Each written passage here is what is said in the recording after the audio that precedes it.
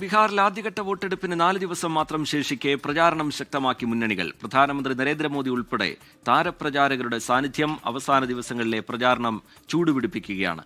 അതേസമയം ജൻസുരാജ് പാർട്ടി നേതാവ് കൊല്ലപ്പെട്ട സംഭവത്തിൽ ജെഡിയു സ്ഥാനാർത്ഥി ആനന്ദ് സിംഗിനെ അർദ്ധരാത്രിയോടെ പോലീസ് അറസ്റ്റ് ചെയ്തു. ക്രമസമാധാന നില തകർന്നതിൽ നിതീഷ് കുമാർ സർക്കാരിന് ഒഴിഞ്ഞുമാറാൻ കഴിയില്ല എന്ന് കോൺഗ്രസ് നേതാവ് സച്ചിൻ പൈലറ്റ് 24-നോട് പറഞ്ഞു.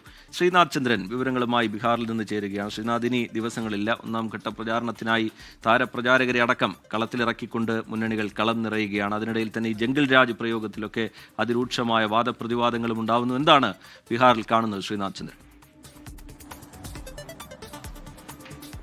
ടി കെ, അല്പസമയത്തിനകം പട്നയിൽ ഇപ്പോൾ പ്രധാനമന്ത്രിയുടെ റോഡ് ഷോ നടക്കാൻ വേണ്ടി പോവുകയാണ്. ഇതിനോടകം തന്നെ 3 ഇടങ്ങളിൽ പ്രധാനമന്ത്രിയുടെ റാലികൾ നടന്നിട്ടുണ്ട്. പ്രധാനമായും പ്രധാനമന്ത്രി രാഹുൽ ഗാന്ധിക്കെതിരെയും കോൺഗ്രസിനെതിരെയും RJDക്കെതിരെയും അതിരൂക്ഷമായ വിമർശനങ്ങളാണ് ഈ റാലികളിലൊക്കെ തന്നെ നടത്തുന്നത്. കോൺഗ്രസിനെതിരെ അദ്ദേഹം പറഞ്ഞ ചില കാര്യങ്ങളിലൊന്ന്, ഓപ്പറേഷൻ സിന്ദൂർ നടന്ന സമയത്ത് പാകിസ്ഥാനൊപ്പം കോൺഗ്രസിനുമാണ് ഒരേ തരത്തിൽ ആഘാതമുണ്ടായത്. ആ ആഘാതങ്ങളിൽ നിന്ന് അവർക്ക് മുക്തരാവാൻ കഴിഞ്ഞിട്ടില്ല എന്ന തരത്തിൽ അദ്ദേഹം വിമർശനം ഉന്നയിച്ചു. മാത്രമല്ല RJDയും കോൺഗ്രസും ഒക്കെ ജംഗിൾ രാജ് ആഗ്രഹിക്കുന്നവരാണ്. അതായത് സംസ്ഥാനത്ത് ക്രമസമാധാന നിലയൊക്കെ തന്നെ കുത്തഴിഞ്ഞ രീതിയിലേക്ക് മാറാൻ ആഗ്രഹിക്കുന്നവരാണ്. അവർക്ക് അധികാരം നൽകാൻ ഏതായാലും ജനങ്ങൾ തയ്യാറാകില്ല എന്നും ഇപ്പോൾ പ്രധാനമന്ത്രി പറയുന്നു. അതിന് മറുപടി രാഹുൽ ഗാന്ധിയും ഇന്ന് തെരഞ്ഞെടുപ്പ് റാലികളിൽ പ്രസംഗിച്ചിട്ടുണ്ട്. രാഹുൽ ഗാന്ധി പറയുന്നത് വാചക കസരത്തിനപ്പുറത്തേക്ക് BJPക്ക് എന്തെങ്കിലും ഒന്ന് നൽകാനോ ചെയ്യാനോ സംസ്ഥാനത്തില്ല, അങ്ങനെ ഒരു ചരിത്രം അവർക്കില്ല എന്നതായിരുന്നു രാഹുൽ ഗാന്ധിയുടെ വിമർശനം. ഏതായാലും റാലികളും മറ്റുമായി ഇനിയിപ്പോൾ 4 ദിവസം ശേഷിക്കെ,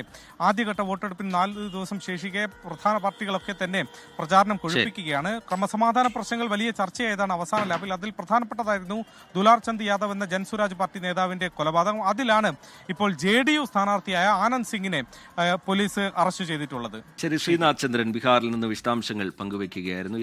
ലോകത്തെവിടെയായാലും ഏത് സമയത്തും 24 വാർത്തകളും ഓഗ്മെന്റഡ് റിയാലിറ്റി പാക്കേജുകളും എക്സ്പ്ലെയിനറുകളും വിശദമായി കാണാൻ ഞങ്ങളുടെ YouTube ചാനൽ നിങ്ങൾക്ക് സബ്സ്ക്രൈബ് ചെയ്യാം.